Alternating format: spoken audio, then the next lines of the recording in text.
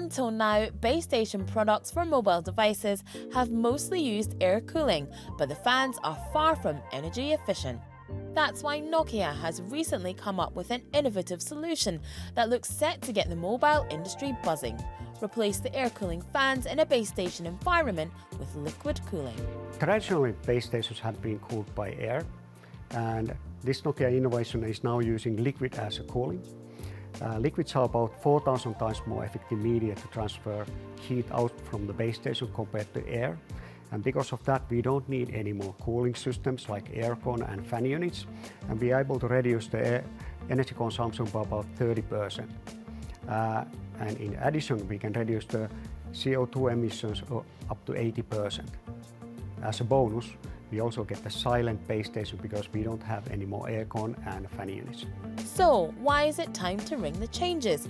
When fans are installed in telecom rooms, air ventilation is a must.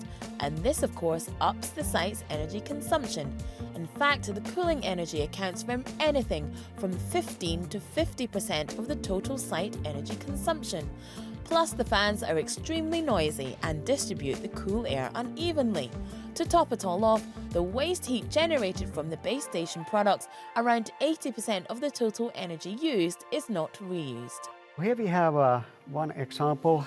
This is a unit that has been modified from air cooling to liquid cooling. You can see that the fan units have been removed, and we only have two liquid inlet and one outlet.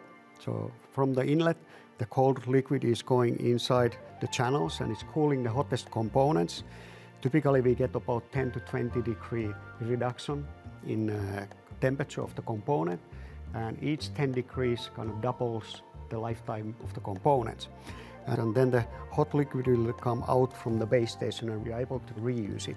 The vast quantity of waste heat energy can be reused. The liquid-cooled base station in Helsinki reuses previously wasted heat energy and channels it into heating a whole apartment building. So when it comes to sustainability, it's a far cooler prospect than fan cooling.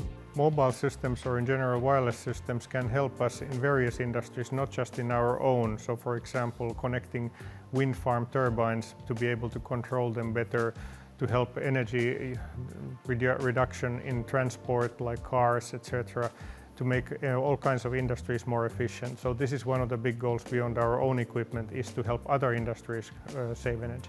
With reduced CO2 emissions, lower energy operating expenses, and the possibility of reusing waste heat energy, is it only a matter of time before the whole mobile industry has energy efficiency on speed dial? The next thing for the liquid cooling station is, now that we have introduced it in a usable format, which can be used in the field, are testing in various locations to make sure it's about its performance, and also to test the different use cases and how much we actually can really save with it.